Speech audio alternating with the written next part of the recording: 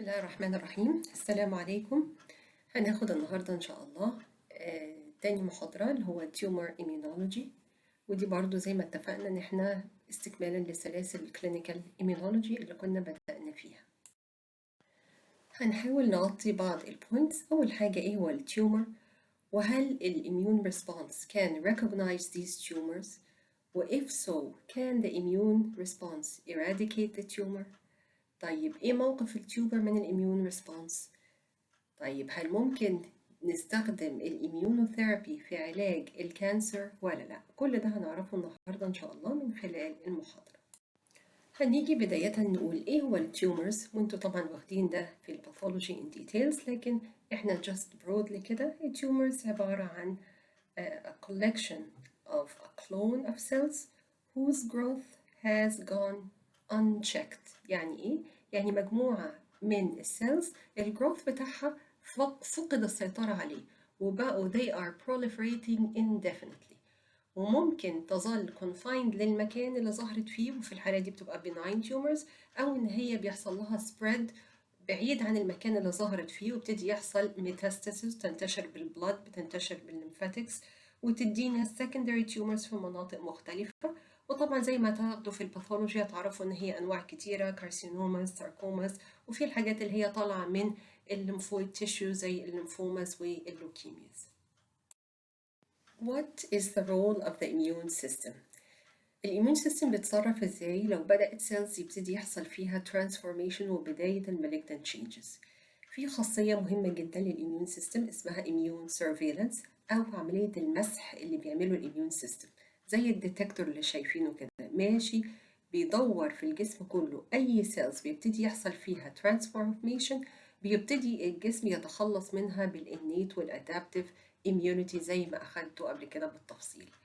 وهو احنا طبيعي في اليوم بتاعنا بالاكسبوجر للديفرنت pollutants والكيميكالز والاكس رايز والريز بتاعت الشمس وكل ده، السيلز نورمالي في اثناء البروليفريشن بيبتدي يحصل فيها بعض الخلايا بيبتدي يحصل فيها مشاكل، ولكن نظرا لان الاميون سيستم على طول عامل عمليه الاميون سيرفيلانس، the immune system can control and eliminate malignant cells علشان قبل ما يسمح بان هي يحصل لها growth و development. يبقى هو في عملية مسح شامل للجسم to detect any transformed cell أو any cell that will start to undergo a malignant change by the innate and adaptive immunity.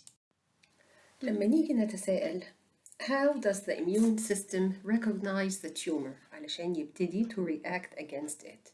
بنفس الفكرة بتاعة الانفكشنز اللي خدتوها، وعرفتوا ازاي ان الاميون سيستم كان recognize الانتيجنز بتاعة الاورجانيزمز المختلفة ان هي this is non-self، ده غريب عليا، وبالتالي it starts to react.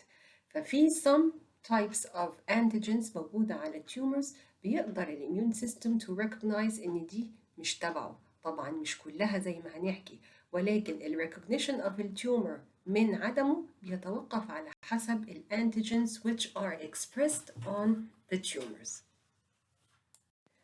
Tumor antigens are classified into two main categories. قسموهم ازاي؟ According to the pattern of expression. يعني ايه؟ يعني الانتيجنز موجودة على التيومر بس ولا موجودة على التيومر والنورمال هوست سيلز؟ قسموهم لحاجتين مهمين: tumor specific transplantation antigens، ودول specific يعني these antigens are found only on the tumor cells and not the host cells. tumor associated transplantation antigens، ودول موجودين associated يبقى هم they are found on the tumor cells and on normal cells. وطبعا هنتوقع إن الانتيجنز which are expressed on the tumor cells alone اللي هو السبيسيفيك الاميون ريسبونس ليها هيبقى أكتر ولا أقل من التيومر associated antigens؟ هنتوقع إن الانتيجنز expressed only on the tumors هتبقى هي دي غريبة جدا عن الجسم، وبالتالي الاميون ريسبونس ليها هيبقى أعنف، ولكن الانتيجنز اللي هي موجودة على النورمال سيلز وموجودة على التيومر سيلز الاميون سيستم مش شايفه لان هو ده طبيعي موجود عنده، فهنتوقع ان مش هيبقى فيه immune response للنوع ده من الانتيجنز. وخلوا بالكم ده من مواضع الأسئلة في الامتحان اللي دايما الناس تتلخبط ويتقال له اللي يفتكر ان tumor specific transplantation antigen يدخل على موضوع transplantation، فخلوا بالكم من المصطلح. الكلاسيفيكيشن التاني اللي هو the modern classification، وده it depends on the molecular structure of the antigens and the source of the antigens. يعني ايه السورس؟ يعني انهي genes أدت إلى ال expression of these antigens الموجودين على التيومرز. تمام؟ هنتكلم عن the modern classification system which is the most important, most common, popular classification system for the tumor antigens. And we will make stress upon the source of the antigens. طيب الانتيجنز دي ممكن تبقى جاية منين؟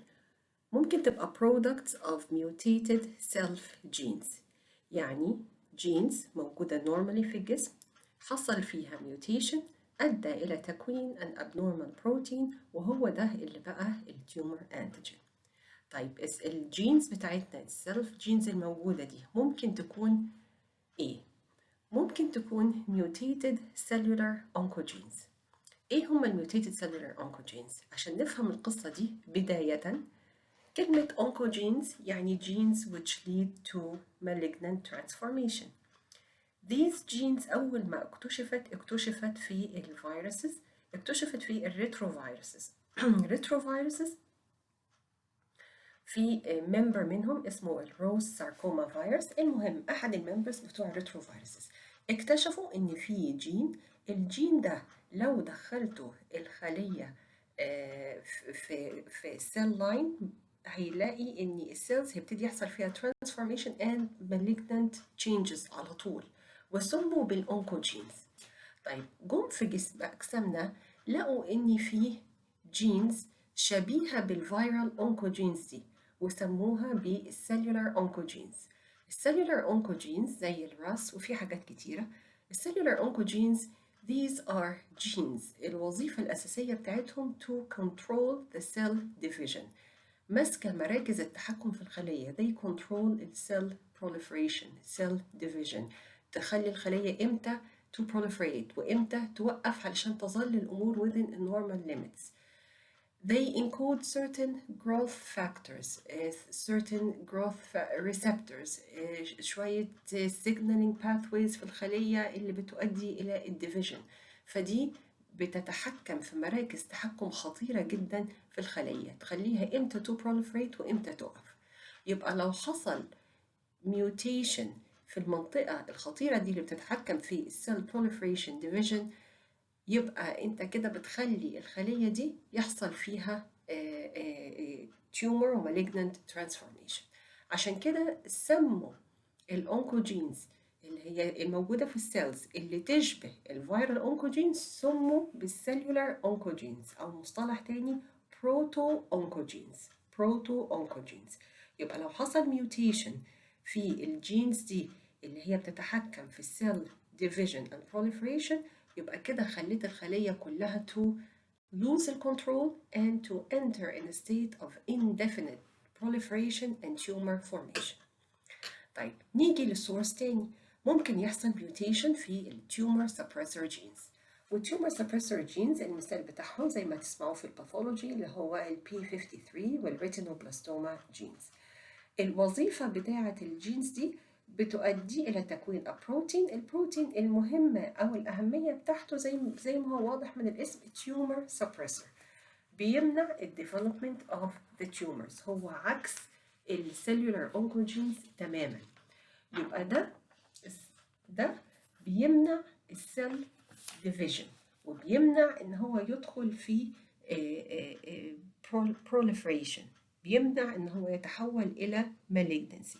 يبقى لو التيومر suppressor genes دول حصل فيهم mutation، يبقى فقدت مركز التحكم أو فقدت المركز اللي بيسيطر على الأمور عشان ما تدخلش في proliferation and tumor formation. يبقى بعد كده هتؤدي إلى بروتين ممكن يمثل التيومر أنتيجين في الحالة دي. طيب ممكن يحصل ميوتيشن فين تاني؟ جينز بقى بعيدة عن مراكز التحكم. أي جينز موجودة في الجسم بكيميكالز ببولوتنز براديشن whatever هتؤدي إلى تكوين an abnormal protein مختلف عن الجسم، ولكن بما إن هو مش حاصل في مركز تحكم مش هيأثر على الباقي. علشان كده الميوتيشنز اللي هي حاصلة في السيلولار اونكوجينز أو الميوتيشنز اللي هو في التيومر سبريسور جينز، عشان دي بتدايركت الخلية كلها إن هي تتحول إلى a malignant cell. These are called driving mutations، بتقود. ولكن الميوتيشنز اللي حاصلة في جينز عادية أدت لتكوين abnormal protein ما بتخليش الخلية كلها to undergo التيومر أو المالجنت transformation، وعشان كده مجرد this is a passenger mutation. This diagram is just to simplify the meaning of the proto-oncogenes. زي ما قلنا the proto-oncogenes code for proteins which are responsible for the normal proliferation and division and growth of cells. If these proto-oncogenes undergo a mutation, they act as oncogenes, driving the cells to undergo malignant transformation. تاني مجموعة من التومر antigens are products of overexpressed cellular proteins، يعني genes حصل فيها overexpression أدت إلى تكوين كمية أكبر من المعتاد من البروتين ده، ولكن ما حصلش فيهم mutation بعكس المجموعة اللي فاتت. لما نيجي نشوف الأمثلة بتاعتنا، إني عندنا مجموعة الكانسر تستس antigens دول silent in normal somatic tissues، لكنهم موجودين normally فين they are expressed in the testes and trophoblasts. باقي الجسم ما فيهمش. نلاقي إن في بعض أنواع المالجنسيز لما بتطلع بتبتدي to produce كميات كبيرة من الكانسر تستس انتيجنز اللي normally مش موجود في السوماتيك تيشيو، زي الميلانوما، البلادر سكين، البلادر كانسر، سكين كانسرز، لانج كانسرز، بريست كانسرز، كل دول بيتميزوا بوجود كمية كبيرة من البروتين ده اللي أساسا مفروض ما يبقاش expressed. ودي المجموعة دي زي الماجي جينز اللي هو الميلانوما انتيجين جينز، ودي مجموعة الكانسر تستس انتيجينز، دي مجموعة كبيرة أكتر من 20 نوع، ولكن هم زي ما اتفقنا هم products normally الجسم بيكونهم، ولكن في مناطق معينة the malignant cells في الحالة دي أو malignant growth في الحالة دي will overexpress these proteins. المجموعة اللي بعد كده the oncofetal antigens، ودول they were found during normal fetal development وبعد كده but are lost during life، بحيث إن في normal adults very trace amounts موجودين. الexamples alpha fetoprotein and carcinoembryonic antigens، يبقى normally very minimal trace amounts are found. ووجد إن في بعض malignancies when they develop they start to produce excessive amounts of the alpha fetoprotein or the carcinoembryonic antigens. زي مثلا في الألفا فيتوبروتين بيعلى جدا في الليفر سيل كانسر وحاجات تانية زي الستومك pancreas and germ cell tumors. الكارسينو امبريونيك انتيجنز بيعلى جدا في الكولوريكتال كانسرز mainly وفي حاجات تانية زي الستومك pancreas and breast cancers. المهم إن تخلوا بالكم إن increase in the oncofetal antigens are not diagnostic markers للmalignancies. لا they also increase in non-neoplastic conditions. علشان كده الدكتور علشان يشخص المالجنسي بيبقى a panel of investigations ما بين الماركرز دي، ويبتدي يعمل بقى السونار ويبتدي يشوف السي تي ويبتدي يجمع زي البازل بيجمع من كل البارامترز لغاية لما بيوصل للdiagnosis. فthese are also found in non-neoplastic diseases. النوع اللي بعد كده اللي هو tissue specific differentiation antigens، ودول any tumor arising from any site it may express the normal differentiation antigens specific for that tissue. احنا كل organ عندنا لما بيوصل للfull maturation بيتعرف histologically إنه بيبقى فيه a certain antigen بيتعرف بيه إن this reached full differentiation. الexamples prostate specific antigen في prostatic tumors, human chorionic gonadotrophin ده in choriocarcinoma. Choriocarcinoma, this is a malignant tumor arising in the uterus وبيبقى طالع من السيلز اللي هي المفروض هتعمل البلاسينتا تفيد البيبي وبالتالي this is a rare tumor بيحصل في pregnant uterus. الاتنين دول التيومرز اللي طلعوا في المكان أخدوا السبيسيفيك differentiation antigens المميز لهذا المكان. وكل نوع من أنواع الأنتيجنز اللي حكينا عليها نقف كده ونسأل لو هو كان موجود في النورمال سيلز بالإضافة إلى التيومر سيلز يبقى this is tumor associated antigens موجود في أي حتة في الجسم وخدوا tumor associated antigen موجود بس في التيومر مش موجود في الباقي tumor specific antigens. احنا هنا عشان قلنا ان هو أخد السبيسيفيك differentiation antigen اللي normally موجود في التيشوز دي فده طبيعي الجسم عارفه this is an example of tumor associated antigens. النوع الخامس من التيومر antigens عبارة عن products of viral oncogenes. يبقى هنا في some viruses are well known to cause malignant transformation ودول بيتقسموا إلى DNA viruses and RNA viruses.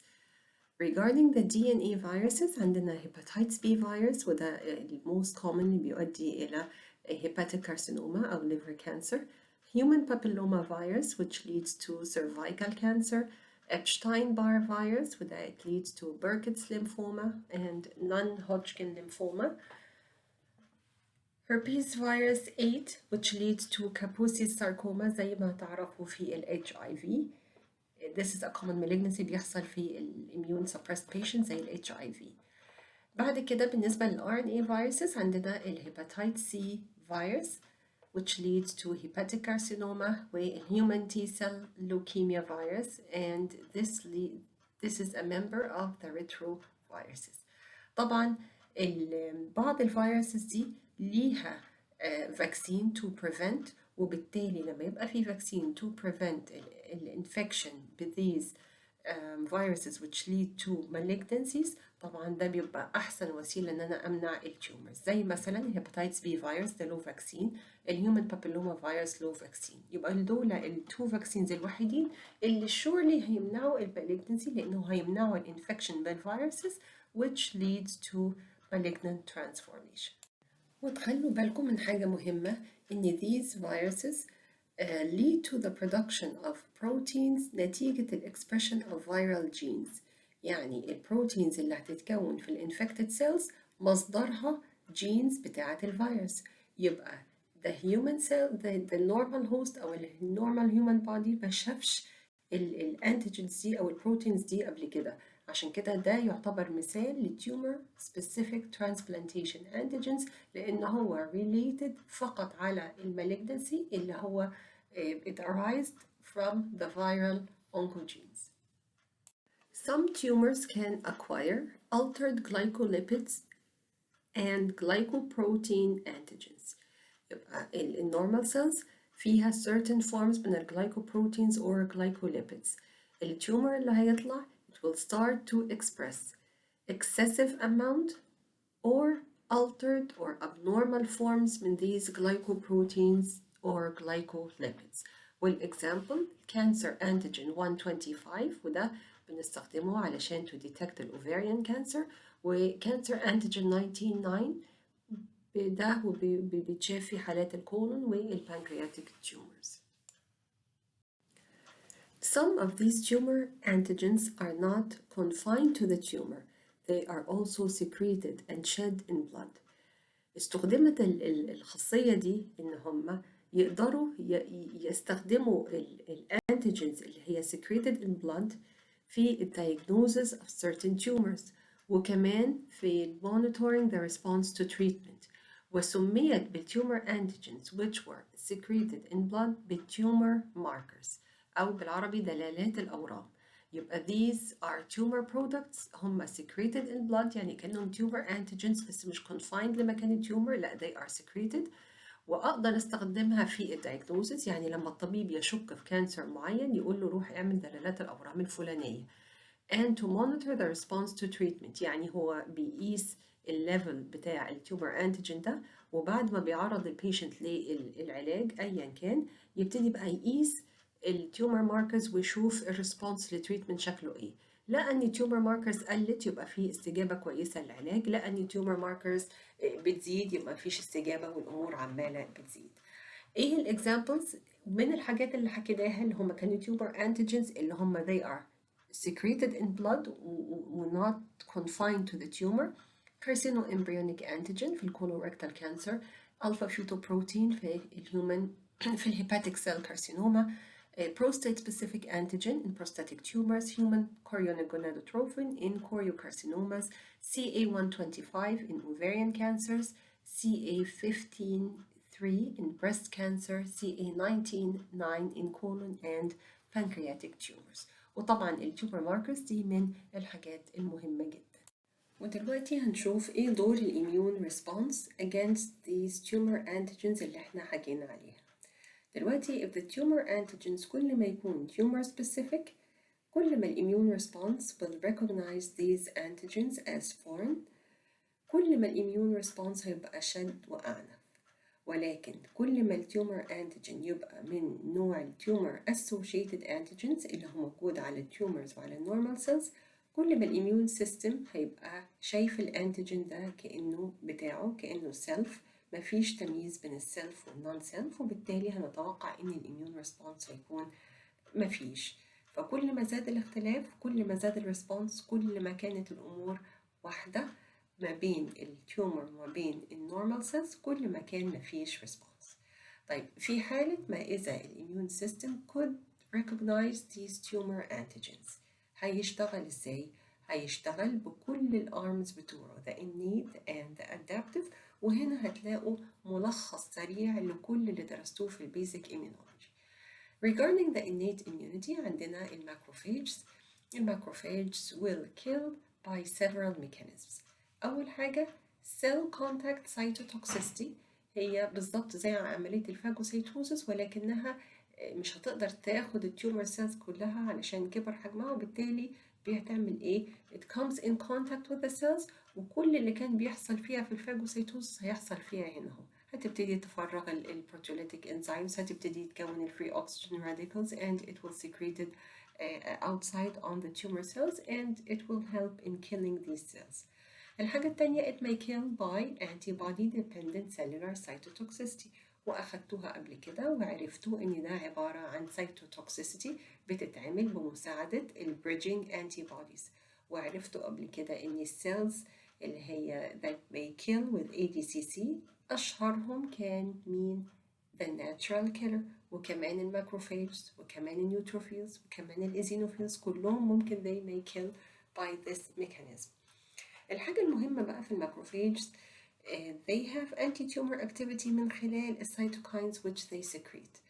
بتفرز مجموعتين، مجموعة التيومر necrosis factor alpha and beta and these cause direct necrosis للتيومر cells، وكمان بتطلع مجموعة الانترفيرنس alpha beta gamma، ودول they increase expression of MHC class 1. ولما يزيد الإكسبريشن of MHC class 1 هيحصل إيه؟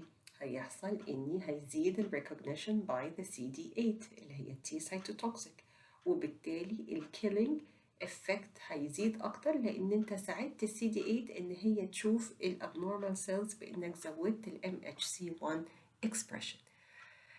في حاجة مهمة إن الانترفيرون جاما له anti-proliferative effect مباشرة، يعني لو اتحط على tumor it has an anti-proliferative effect. The second type of cell of the innate immunity is the natural killer cell. وطبعا ال natural killer cell it has a very important role in killing tumor cells. طبعا these cells are activated by a group of cytokines، وده طبعا درستوه بالتفصيل قبل كده. They are activated by some cytokines of T helper 1 اللي هم ال IL-2 والinterferon gamma، and they are activated by cytokines derived from the macrophages اللي هم IL-12 IL-15 IL-18 ودول أخدتوهم قبل كده. طيب the natural killer cells have two types of receptors زي ما انتم شايفين في الصورة، وده طبعا استرجاع اللي أخدتوه. فيها an activation receptor and an inhibitory receptor. الناتج النهائي للأكشن of the natural killer cells هتعتمد على ال binding of these two receptors. لو ال activation receptor is bound to the carbohydrate ligand of the target cell زي ما انتم شايفين في الصورة الأولى، وكان ال inhibitory receptor binding to the MHC class 1، يعني في كم كافي من MHC class 1، this binding بيحصل فيه ايه؟ بيحصل ال inhibitory impulses بتبقى أكتر من ال stimulatory impulses، والناتج النهائي إن natural killer cells are inhibited and it will not kill the target cells.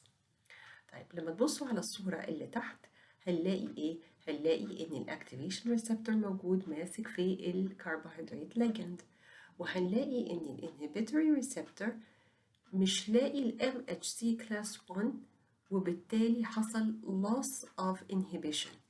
loss of inhibition يعني activation، يبقى natural killer cells will start to kill the target cells. بإيه؟ بنفس الطرق اللي خدتوها قبل كده، secretion of البرفورنز والجرانزيمز والسيتوكاينز اللي هتطلعها والانتيبودي dependent cellular cytotoxicity، يبقى by this way it kills the target cells. طب إيه اللي خلى ال MHC class 1 is not expressed in this case؟ طبعا هنشوف دلوقتي إن tumor cells كميكانيزم of evasion أو هروب من immune response they will start to decrease the expression of MHC class 1. ليه؟ لأن هم بيقولوا بما إن ال MHC class 1 بيفضح وجودنا في وجود ال CD8، وال CD8 هتشتغل وتموت السيلز اللي عليها ال MHC class 1. طيب كوسيلة للهروب من الإميون سيستم هتبتدي to decrease the expression of MHC class 1. ولكن من رحمة ربنا بينا إن we have another cell اللي هي natural killer cell اللي هو ممكن تغطي وبتعمل نفس عمل ال CD8 بس في حالة غياب ال MHC class 1. وفي جزئية مهمة جدا في natural killer cells اللي هم ال LAC cells or lymphokine activated killer cells. These cells عبارة عن natural killer cells which are exposed to IL-2، وبالتالي these cells will gain an increased cytotoxic effect. أنا زودت قدرتها القتالية، ودي بتستخدم إن إحنا كموداليتي of therapy، إنه بيتم عزل natural killer cells ويعرضوها ل interleukin 2 في المعمل under certain conditions طبعا for a few days، ويروح يحقنها تاني في البيشنت. تعريض الناتشورال كيلر سيلز لل IL-2 ده بيزود السيتوتوكسيك والkilling efficacy of the cells. Now, regarding the adaptive immunity, we have two types of cells, the B cells and the T cells. The T cells are much more important, especially the T cytotoxic cells, which are needed to kill the tumor cells. Now, for a T cell to be activated, the antigen or the tumor antigen has to be processed and presented to the cells to become activated. A very important method is that the antigen presenting cell of the host will uptake or will ingest the tumor cells and will process it and present it to the T cells. If the antigen presenting cell will present the processed tumor antigen on the MHC1 molecule, because the antigen presenting cell is a nucleated cell, so it may present it through the MHC1 molecule to the T cytotoxic cell. And this is called cross-presentation or cross-priming, as you previously took in your lectures. Or the antigen presenting cell, because it contains MHC class 2 molecules, it may process the antigen and present it on MHC class 2 for activation of the T helper. By this mechanism, the body activated the T cytotoxic and the T helper cells. Now, the T cytotoxic cell is the most important cell for eradicating tumors. You took previously that the T cytotoxic may kill by the perforins, granzymes, which will lead to apoptosis of the target cells. طيب بعد كده you have the T helper, and the T helper you have two types, T helper 1 and T helper 2. The T helper 1 secretes interferon gamma and IL-2, and this will lead to increase in the MHC expression, MHC class 1. It will aid the T cytotoxic cell to become activated and differentiated. It will also help the natural killer and macrophage cells to become activated. And for the T helper 2, it will secrete cytokines IL-4, 5, and 6, and these lead to the production of antibodies. طيب هنا ايه دور الانتي بوديز اللي اتكونت؟ الانتي بوديز ليها دور اقل بكتير جدا من التي سيلز عموما والتي سيتوتوكسيك خاصة. الانتي بوديز اللي هتتكون اللي هي سبيسيفيك للانتيجنز بتاعة التيومر هتمسك عليها. طيب لما تمسك الانتي بوديز هتساعد باقي الاميون سيستم ان هو يساعد او يساهم في المعركة علشان يتخلص من التيومر سيلز. في صورة ايه؟ ان الانتي بوديز لما مسكت على الانتيجين ده بقى انتيجين انتي بودي كومبلكس. This may activate the classical complement pathway which will lead to lysis. أو إن التارجت سيلز اللي هي coated بالانتي بوديز هتساعد الفاجوسيتك سيلز إن هي تحاول إن هو تيجي to start to engulf it، تساعد عملية الفاجوسيتوزيس and this is called opsonization. أو يا إما إن الانتي بوديز اللي هي bound on the surface of the tumor cells it will act as a bridge between the target cell and other cells زي natural killer cells علشان تشتغل. It will start to kill by the process of ADCC تبتدي تفرغ بقى البرفرنس والجرانزيمز وتعمل apoptosis and killing of the target cells. وزي ما قلنا natural killer cells بتشتغل بال ADCC، الماكروفيج بتشتغل بال ADCC، البوليمورفز وكمان الإيزينوفيلز. ولكن الدور بتاع الانتي بوديز بيكون اقل بكتير جدا من دور التي سايتوتوكسيك سيلز. احنا حكينا عن دور كل خلية لوحدها. الحاجة المهمة بقى ان ما تنسوش ان كل السيلز بتاعة الاميون سيستم innate و adaptive كله بيشتغل مع بعض in a coordinate collaborative way علشان الناتج النهائي to try to get rid of the tumors. ازاي السي دي 4 حكينا بتطلع السيتوكاينز اللي بتشغل السي دي 8 وتشغل الماكروفاج والناتشورال كيلر. ازاي ان كل خلية منها بتحاول ان هي تعمل كيلينج بسيتوكاينز بكيلينج افكت مباشرة. ازاي الانتي بوديز بتيجي بتحاول، ازاي الكومبلمنت كله على بعض. فالفكرة ده بس علشان ما تنسوش ان مفيش خلية بتشتغل لوحدها، لا دي معركة الجسم كل السيلز او الاميونيتي سواء كانت innate او adaptive بيشتغلوا مع بعض to get rid of the tumor cells. كده احنا حكينا على الاميون ريسبونس تجاه التيومر سيلز اللي هي موجودة، ده أحد طرفي المعركة. طيب الطرف التاني بقى هيعمل ايه؟ التيومر سيلز هل هتقف تتفرج على الاميون سيستم وهو attacking التيومر عشان عايز يتخلص منه، ولا هتتخذ بعض الأساليب اللي هتحاول تقاوم بيها الإفكت بتاع الاميون سيستم عليها؟ الحقيقة هي بتاخد مجموعة من الاستراتيجيز اللي بتحاول تهرب بيها من الاميون سيستم، وده بنسميه immune evasion. طيب هتعمل ايه؟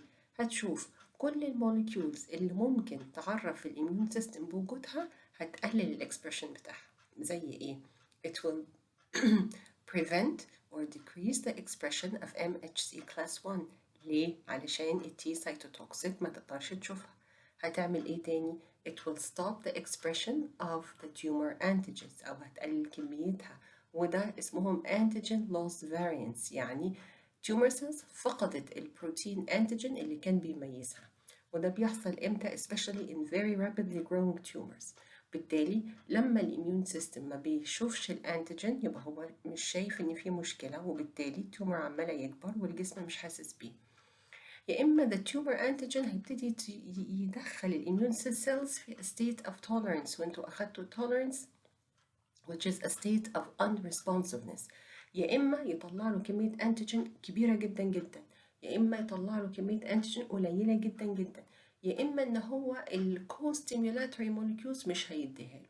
زي ما انتوا عارفين إن التي سيلز علشان يحصل لها activation كويس لازم لها الكوستيمولاتوري موليكيولز، وخاصة إذا كانت naive cells.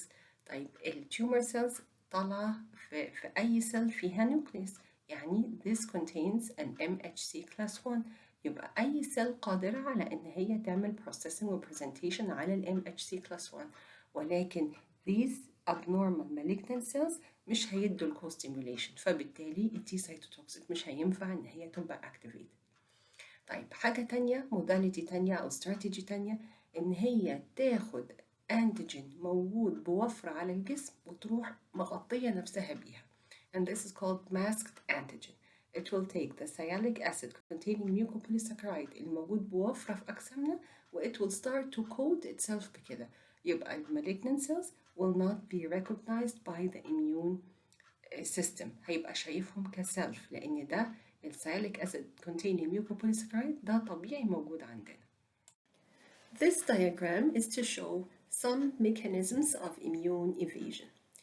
طيب لما تيجي نبص كده على أول صورة فوق خالص، ده عبارة عن النورمال اللي بيحصل ازاي ان التيومر انتيجينز بيحصل processing and presentation على ال MHC molecules وده تعمل activation للتي سيلز.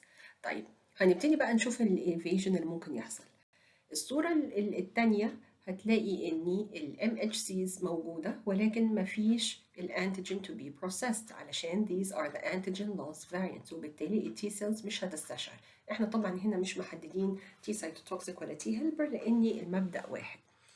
الصورة الثالثة هنلاقي إن الانتيجينز موجودة على التيومر سيلز ولكن ال MHC expression قل، وبالتالي التي سيلز مش قادرة تستشعر بوجود الابنورمال انتيجينز لأن مفيش الموليكيولز اللي بتعمل processing and presentation.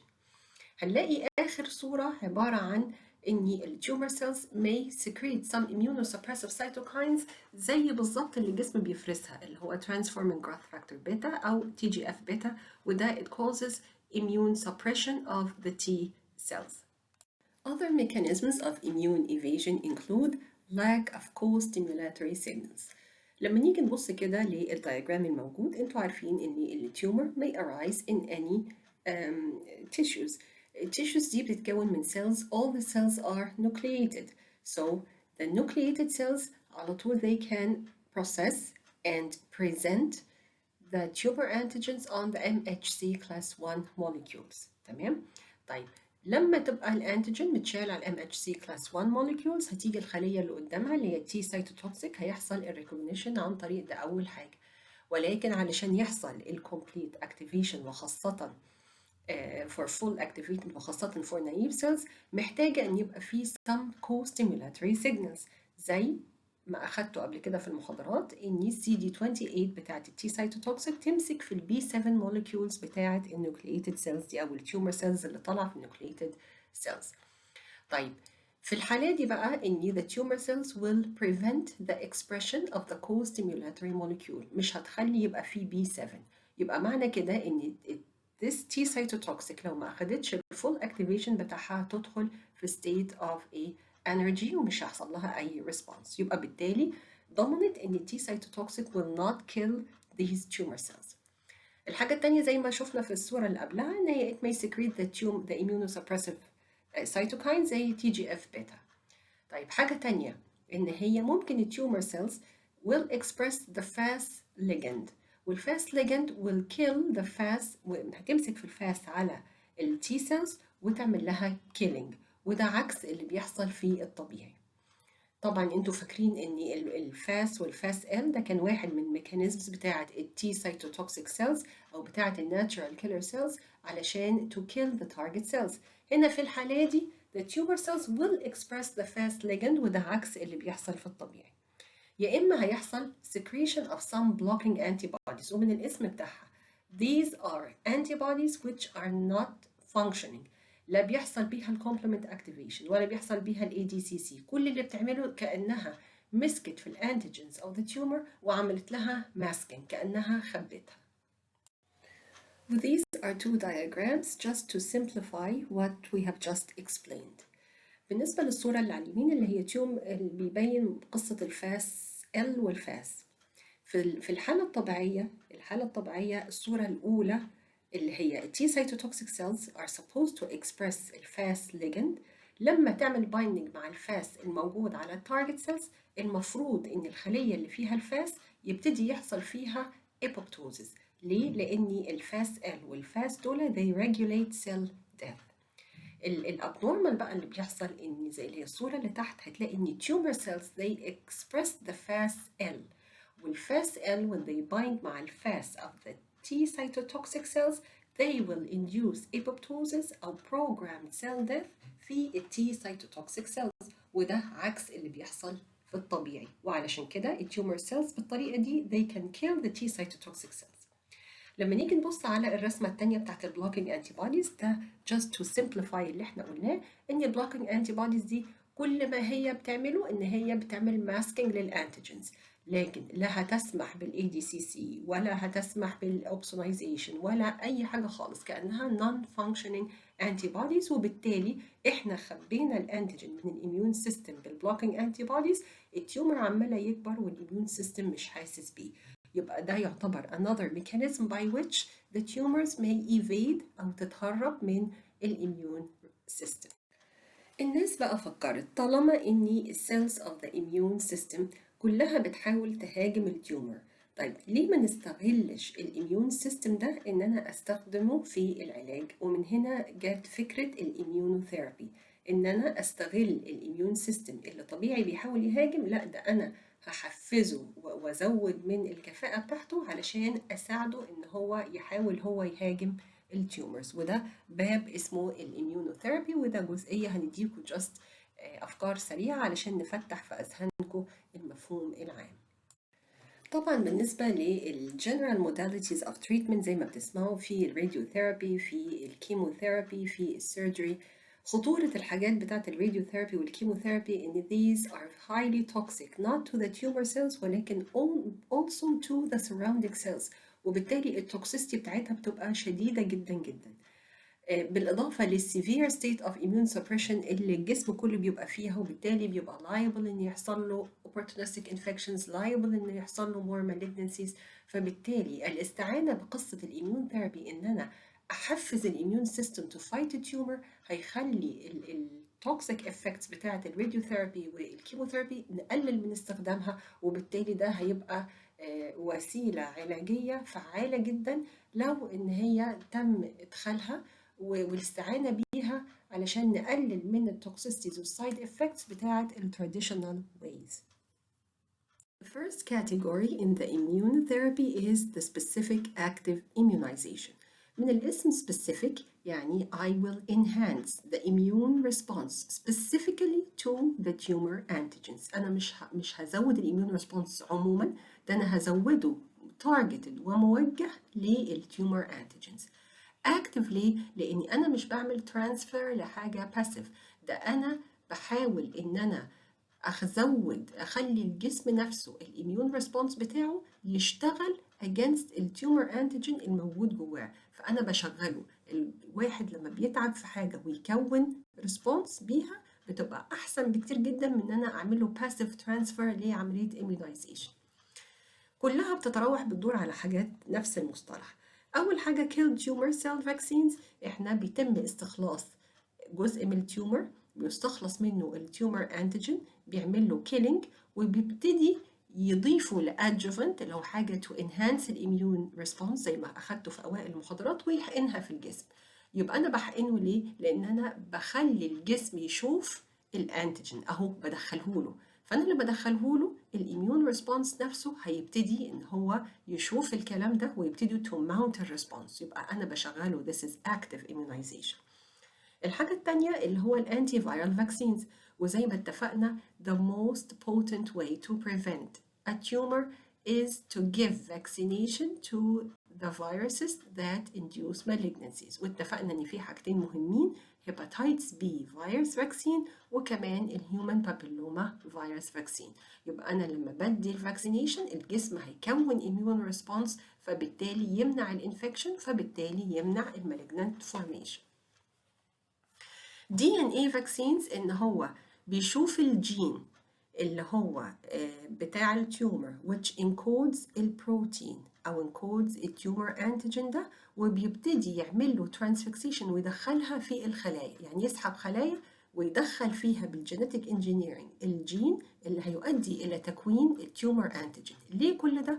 علشان نكون كمية كبيرة جدا من التيومر انتيجين جوه الجسم، علشان في محاولة إن أنا أصحصح الإيميون سيستم وأخليه يستشعر بوجودها، فيبتدي يشتغل ويبتدي يعمل specific response against these antigens. طيب حاجة كمان اللي هو cytokine and co-stimulatory genes، ممكن يسحب جزء من التيومر سيلز بالجينيتك انجينيرينج، يدخل فيها الجين المسؤول عن تكوين الكو-stimulatory molecules زي الجين المسؤول عن تكوين البي 7، أو جين مسؤول عن production of certain cytokines زي ال IL-2 علشان يزود الإميون ريسبونس ويروح مدخلها تاني في الجسم.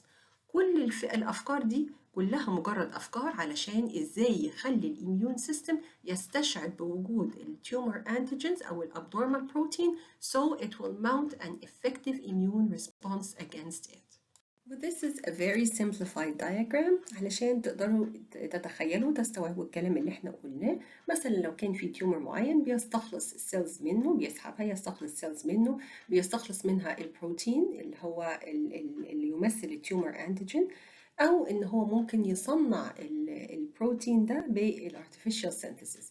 المهم هياخد البروتين اللي يمثل التيومر انتيجين ويضيف له adjuvant to enhance الاميون ريسبونس ويروح حقنه تاني في الجسم، علشان زي ما قلنا الاميون سيستم will recognize these antigen، يبتدي يحصل بقى activation للتي سايتوتوكسيك الناتشرال كيلر ماكروفاج وكله، وبالتالي يقدر كل الاميون سيستم ده يتكاتف ان هو to kill and eradicate the tumor الموجود جوه الجسم.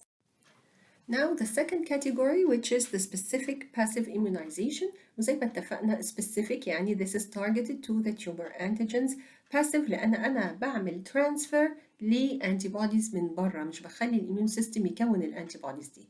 طب الفكرة بتاعت أو المثال اللي هنحكي عليه في الباسيف immunization إن إحنا ما يسمى بالماجيك بوليت. الماجيك بوليت يعني الطلقة السحرية. هنا بيجيب monoclonal antibodies specifically targeted to an epitope of the tumor antigen. يعني هو متوجه المونوكلونال انتي بوديز targeting، مش هيمسك في اي حاجه تانية في الجسم الا في المكان بتاع الابيتوب بتاع التيومر انتيجين. وطبعا الطريقه دي كويسه جدا جدا لان هي بتعمل بروتكشن تماما لكل السيلز اللي حواليها، targeting بس التيومر انتيجينز. طيب لما الانتي بوديز دي ممكن تبقى ترانسفيرد زي ما هي كده، واول ما تروح هتمسك في الانتيجين الموجود على التيومرز، وبكده بنقدر الاميون ريسبونس اساعده ان هو يشتغل، يبتدي يحصل ADCC مثلا بالناتشرال كيلر سيلز، يبتدي يحصل كلاسيكال كومبلمنت اكتيفيشن، يبتدي يحصل الماكروفاج هتيجي تحاول تعمل فاجوسايتوزس مش هتعرف، هتبتدي تعمل سيلولار سايتوتوكسيستي. يعني انا لما احطها هقدر اشغل الاميون سيستم. الطريقة الثانية إن إحنا this antibody molecule اللي هي أو المونوكلونال antibody اللي متكون specifically للepitope of the tumor antigen، أعمل له conjugation بatoxin أو أعمل له conjugation ب radioactive material. كده هضمن إيه؟ هنضمن إن التوكسيك ماتيريال دي أو الراديواكتيف ماتيريال راحت targeted للمكان اللي المونوكلونال انتي بودي هيمسك فيه، اللي هو إيه؟ اللي هو specifically للإبيتوبس بتاعة التيومر انتيجين، وبالتالي التوكسيسيتي اللي المفروض بتحصل في باقي الجسم مش هتحصل. ده أنا موجهة targeting to kill these tumor antigens، ودي طريقة ناجحة واستخدمت في علاج الكثير من المالجنسيز. So this is called the magic bullet. Then we have the adoptive cellular immunotherapy. وكلمة adoptive جاية من كلمة adoption يعني التبني.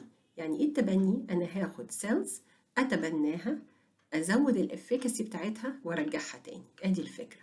يبقى ممكن أول حاجة من adoptive cellular immunotherapy use of LAC cells. إيه LAC cells؟ قلنا lymphocyte activated killer cells، إن هو natural killer cells لو عرضتها ل IL-2 in vitro برا الجسم لفترة معينة 3 أيام under certain situations أنا كده بزود السيتوتوكسيك activity وبروح مرجعاها تاني في الجسم.